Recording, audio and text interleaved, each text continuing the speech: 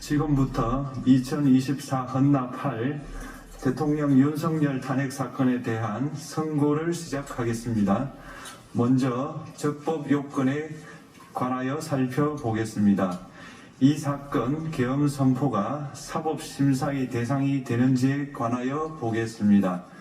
고위공직자의 헌법 및 법률 위반으로부터 헌법 질서를 수호하고자 하는 탄핵 심판의 취지를 고려하면 이 사건 계엄 선포가 고도의 정치적 결단을 요하는 행위라 하더라도 그 헌법 및 법률 위반 여부를 심사할 수 있습니다. 국회 법사의 조사 없이 이 사건 탄핵 소추안을 의결한 점에 대하여 보겠습니다. 헌법은 국회의 소추 절차를 입법에 맡기고 있고 국회법은 법사위 조사 여부를 국회의 재량으로 규정하고 있습니다. 따라서 법사위의 조사가 없었다고 하여 탄핵 소추 의결이 부적법하다고 볼 수 없습니다. 이 사건 탄핵 소추안의 의결이 일사부재의 원칙에 위반되는지 여부에 대해서 보겠습니다. 국회법은 부결된 안건을 같은 회기 중에 다시 발의할 수 없도록 규정하고 있습니다. 피청구인에 대한 1차 탄핵 소추안이 제418회 정기회 회기에 투표 불성립되었지만 이 사건 탄핵 소추안은 제419회 임시회 회기 중에 발의되었으므로 일사부재의 원칙에 위반되지 않습니다. 한편 이에 대해서는 다른 회기에도 탄핵 소추안의 발의 횟수를 제한하는 입법이 필요하다는 재판관 정형식의 보충 의견이 있습니다. 이 사건 계엄이 단시간 안에 해제되었고 이로 인한 피해가 발생하지 않았으므로 보호이익이 헌결되었는지 여부에 대해서 보겠습니다. 이 사건 계엄이 해제되었다고 하더라도 이 사건 계엄으로 인하여 이 사건 탄핵 사유는 이미 발생하였으므로 심판의 이익이 부정된다고 볼 수 없습니다. 소추 의결서에서 내란죄 등 형법 위반 행위로 구성하였던 것을 탄핵 심판 청구 이후에 헌법 위반 행위로 포섭하여 주장한 점에 대하여 보겠습니다. 기본적 사실관계는 동일하게 유지하면서 적용 법조문을 철회, 변경하는 것은 소추 사유의 철회, 변경에 해당하지 않으므로 특별한 절차를 거치지 않더라도 허용됩니다. 피청구인은 소추 사유에 내란죄 관련 부분이 없었다면 의결 정족수를 충족하지 못하였을 것이라고 주장하지만 이는 가정적 주장에 불과하며 객관적으로 뒷받침할 만한 근거도 없습니다. 대통령의 지위를 탈취하기 위하여 탄핵 소추권을 남용하였다는 주장에 대하여 보겠습니다. 이 사건 탄핵 소추안의 의결 과정이 적법하고 피소추자의 헌법 또는 법률 위반이 일정 수준 이상 소명되었으므로 탄핵 소추권이 남용되었다고 볼 수 없습니다. 그렇다면 이 사건 탄핵 심판 청구는 적법합니다. 한편 증거법칙과 관련하여 탄핵 심판 절차에서 형사소송법상 전문법칙을 완화하여 적용할 수 있다는 재판관 이미선, 김형두의 보충 의견과 탄핵 심판 절차에서 앞으로는 전문법칙을 보다 엄격하게 적용할 필요가 있다는 재판관 김복형, 조한창의 보충 의견이 있습니다. 다음으로 피청구인이 직무집행에 있어 헌법이나 법률을 위반하였는지 피청구인의 법 위반 행위가 피청구인을 파면할 만큼 중대한 것인지에 관하여 살펴보겠습니다. 우선 소추 사유별로 살펴보겠습니다. 1. 이 사건 계엄 선포에 관하여 보겠습니다. 헌법 및 계엄법에 따르면 비상계엄 선포의 실체적 요건 중 하나는 전시, 사변 또는 이에 준하는 국가 비상사태로 저가 교전 상태에 있거나 사회 질서가 극도로 교란되어 행정 및 사법 기능의 수행이 현저히 곤란한 상황이 현실적으로 발생하여야 한다는 것입니다. 피청구인은 야당이 다수 의석을 차지한 국회의 이례적인 탄핵소추 추진, 일방적인 입법권 행사 및 예산삭감 시도 등의 전횡으로 인하여 위와 같은 중대한 위기사항이 발생하였다고 주장합니다. 피청구인의 취임 후 이 사건 계엄 선포 전까지 국회는 행안부 장관, 검사, 방통위위원장, 감사원장 등에 대하여 총 22건의 탄핵소추안을 발의하였습니다. 이는 국회가 탄핵소추 사유의 위헌,위법성에 대해 숙고하지 않은 채 법 위반의 의혹에만 근거하여 탄핵심판 제도를 정부에 대한 정치적 압박 수단으로 이용하였다는 우려를 낳았습니다. 그러나 이 사건 계엄 선포 당시에는 검사 1인 및 방통위위원장에 대한 탄핵심판 절차만이 진행 중이었습니다. 피청구인이 야당이 일방적으로 통과시켜 문제가 있다고 주장하는 법률안들은 피청구인이 제의를 요구하거나 공포를 보류하여 그 효력이 발생되지 않은 상태였습니다. 2025년도 예산안은 2024년 예산을 집행하고 있었던 이 사건 계엄 선포 당시 사항에 어떠한 영향을 미칠 수 없고 위 예산안에 대하여 국회 예결특위의 의결이 있었을 뿐 본회의의 의결이 있었던 것도 아닙니다. 따라서 국회의 탄핵소추, 입법, 예산안 심의 등의 권한 행사가 이 사건 계엄 선포 당시 중대한 위기 상황을 현실적으로 발생시켰다고 볼 수 없습니다. 국회의 권한 행사가 위법, 부당하더라도 헌법재판소의 탄핵 심판, 피청구인의 법률안 제의 요구 등 평상시 권력 행사 방법으로 대처할 수 있으므로 국가 긴급권의 행사를 정당화할 수 없습니다. 피청구인은 부정선거 의혹을 해소하기 위하여 이 사건 계엄을 선포하였다고도 주장합니다. 그러나 어떠한 의혹이 있다는 것만으로 중대한 위기 상황이 현실적으로 발생하였다고 볼 수는 없습니다. 또한 중앙선관위는 제22대 국회의원 선거 전에 보안 취약점에 대하여 대부분 조치하였다고 발표하였으며 사전, 우편, 투표함, 보관장소, CCTV 영상을 24시간 공개하고 개표 과정에 수검표 제도를 도입하는 등의 대책을 마련하였다는 점에서도 피청구인의 주장은 타당하다고 볼 수 없습니다. 결국 피청구인이 주장하는 사정을 모두 고려하더라도 피청구인의 판단을 객관적으로 정당화할 수 있을 정도의 위기 상황이 이 사건 계엄 선포 당시 존재하였다고 볼 수 없습니다. 헌법과 계엄법은 비상계엄 선포의 실체적 요건으로 병력으로서 군사상의 필요에 응하거나 공공의 안녕질서를 유지할 필요와 목적이 있을 것을 요구하고 있습니다. 그런데 피청구인이 주장하는 국회의 권한 행사로 인한 국정마비 상태나 부정선거 의혹은 정치적, 제도적, 사법적 수단을 통하여 해결하여야 할 문제이지 병력을 동원하여 해결할 수 있는 것이 아닙니다.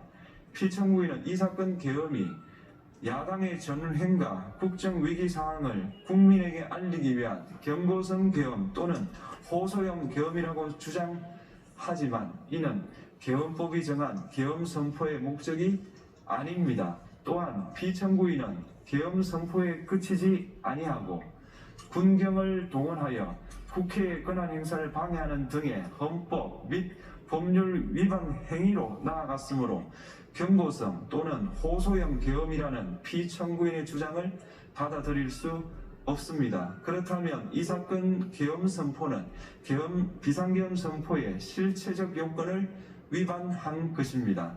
다음으로 이 사건 계엄 선포가 절차적 요건을 준수하였는지에 관하여 보겠습니다. 계엄 선포 및 계엄 사령관 임명은 국무회의의 심의를 거쳐야 합니다. 피청구인이 이 사건 계엄을 선포하기 직전에 국무총리 및 9명의 국무위원에게 계엄 선포의 취지를 간략히 설명한 사실은 인정됩니다. 그러나 피청구인은 계엄사령관 등 이 사건 계엄의 구체적인 내용을 설명하지 않았고 다른 구성원들에게 의견을 진술할 기회를 부여하지 않은 점을 고려하면 이 사건 계엄 선포에 관한 심의가 이루어졌다고 보기도 어렵습니다. 그 외에도 피청구인은 국무총리와 관계 국무위원이 비상계엄 선포문에 부서하지 않았음에도 이 사건 계엄을 선포하였고 그 시행 일시, 시행 지역 및 계엄사령관을 공고하지 않았으며 지체 없이 국회에 통고하지도 않았으므로 헌법 및 계엄법이 정한 비상계엄 선포의 절차적 요건을 위반하였습니다. 2. 국회에 대한 군경 투입에 관하여 보겠습니다. 피청구인은 국방부 장관에게 국회에 군대를 투입할 것을 지시하였습니다.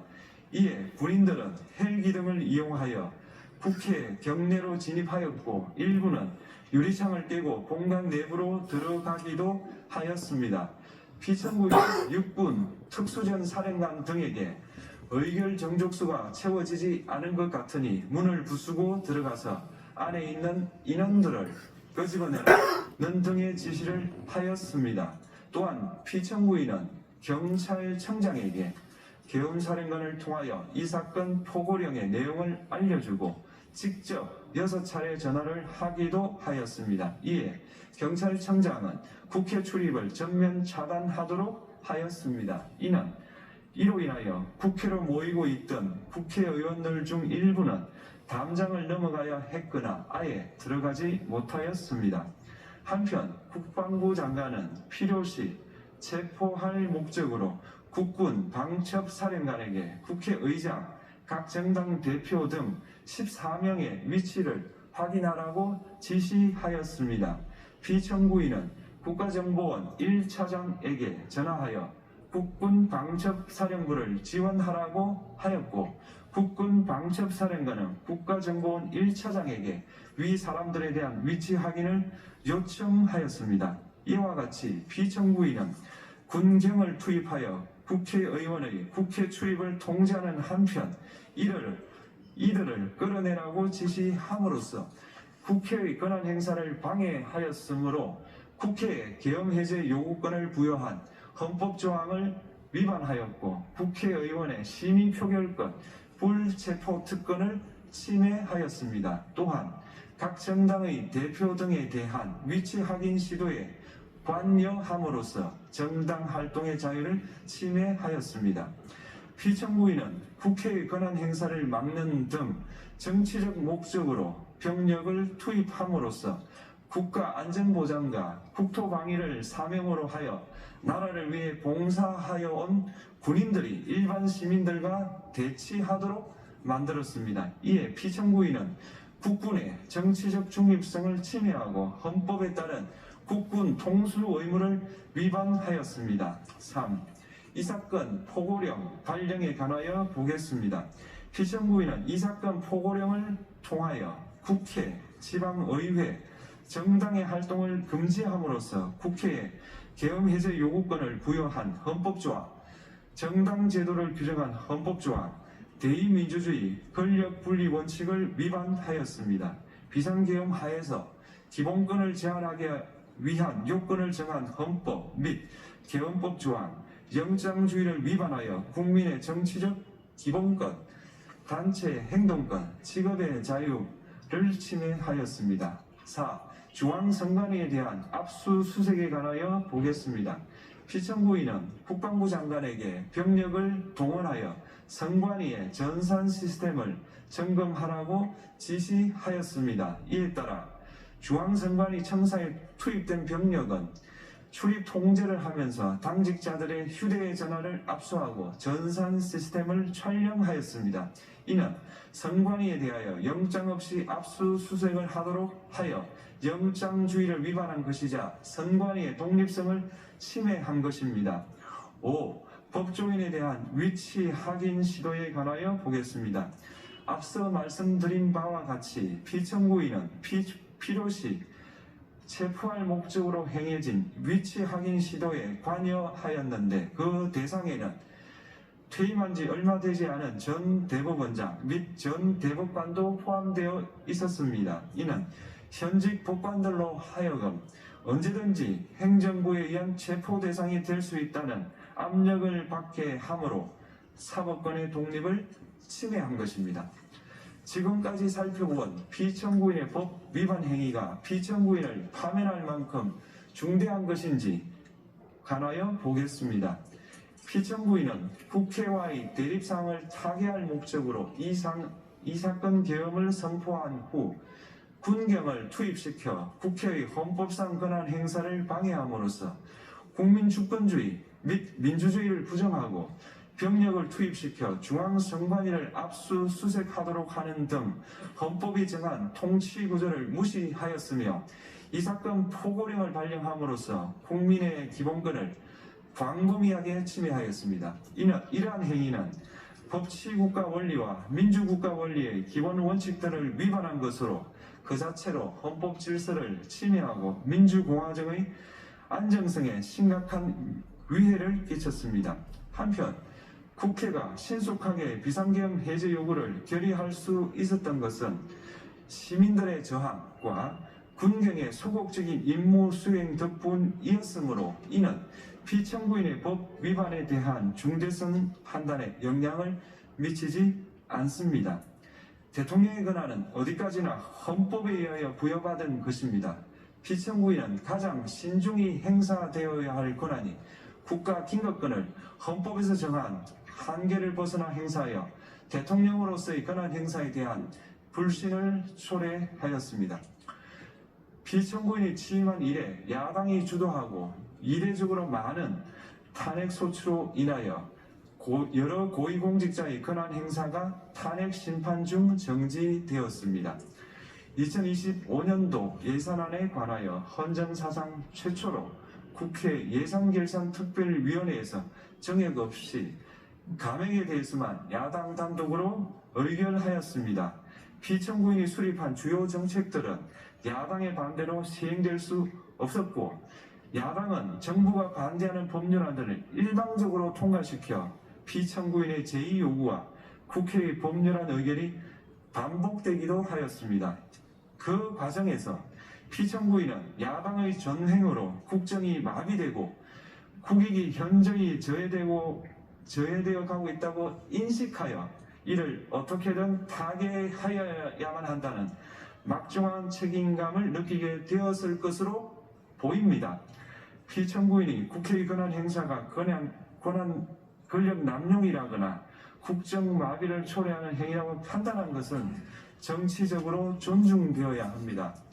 그러나 피청구인과 국회 사이에 발생한 대립은 일방의 책임에 속한다고 보기 어렵고 이는 민주주의 원리에 따라 해소되어야 할 정치의 문제입니다. 이에 관한 정치적 견해의 표명이나 공적 의사결정은 헌법상 보장되는 민주주의와 조화될 수 있는 범위에서 이루어져야 합니다. 국회는 소수 의견을 존중하고 정부와의 관계에서 관용 그리고 자제를 전제로 대화와 타협을 통하여 결론을 도출하도록 노력하였어야 합니다. 피청구인 역시 국회의 대표인 국회를 협치의 대상으로 존중하였어야 합니다. 그럼에도 불구하고 피청구인은 국회를 배제의 대상으로 삼았는데 이는 민주정치의 전제를 허무는 것으로 민주주의와 조화된다고 보기 어렵습니다. 피청구인은 국회의 권한 행사가 다수의 횡포라고 판단했다 하더라도 헌법이 예정한 자구책을 통해 견제와 균형이 실현될 수 있도록 하였어야 합니다. 피청구인은 취임한 때로부터 약 2년 후에 치러진 국회의원 선거에서 피청구인이 국정을 주도하도록 국민을 설득할 기회가 있었습니다. 그 결과가 피청구인의 의도에 부합하지 않더라도 야당을 지지한 국민의 의사를 배제하려는 시도를 하여서는 안 되었습니다. 그럼에도 불구하고 피청구인은 헌법과 법률을 위반하여 이 사건 계엄을 선포함으로써 국가 긴급권 남용의 역사를 재현하여 국민을 충격에 빠뜨리고 사회, 경제, 정치, 외교 전 분야의 혼란을 야기하였습니다. 국민 모두의 대통령으로서 자신을 지지하는 국민을 초월하여 사회 공동체를 통합시켜야 할 책무를 위반하였습니다. 군경을 동원하여 국회 등 헌법기관의 권한을 훼손하고 국민의 기본적 인권을 침해함으로써 헌법소의 책무를 저버리고 민주공화국의 주권자인 대한국민의 신임을 중대하게 배반하였습니다. 결국 피청구인의 위법 행위는 국민의 신임을 배반한 것으로 헌법소의 관점에서 용납될 수 없는 중대한 법 위반 행위에 해당합니다. 피청구인의 법 위반 행위가 헌법 질서에 미친 부정적 영향과 파급 효과가 중대하므로 피청구인을 파면함으로써 얻는 헌법소의 이익이 대통령 파면에 따르는 국가적 손실을 압도할 정도로 크다고 인정됩니다. 이에 재판관 전원의 일치된 의견으로 주문을 선고합니다. 탄핵 사건이므로 선고 시각을 확인하겠습니다. 지금 시각은 오전 11시 22분입니다. 주문: 피청구인 대통령 윤석열을 파면한다. 마치겠습니다. 헌법재판소가 2025년 4월 4일 오전 11시 22분 윤석열 대통령을 파면했습니다. 이제 전 대통령이죠. 대한민국 만세다. 임기가 시작된 지 1059일 만에 대통령직에서 파면됐습니다. 다시 한번 말씀드리겠습니다. 이제 전 대통령이죠. 윤석열 대통령이 헌법재판소에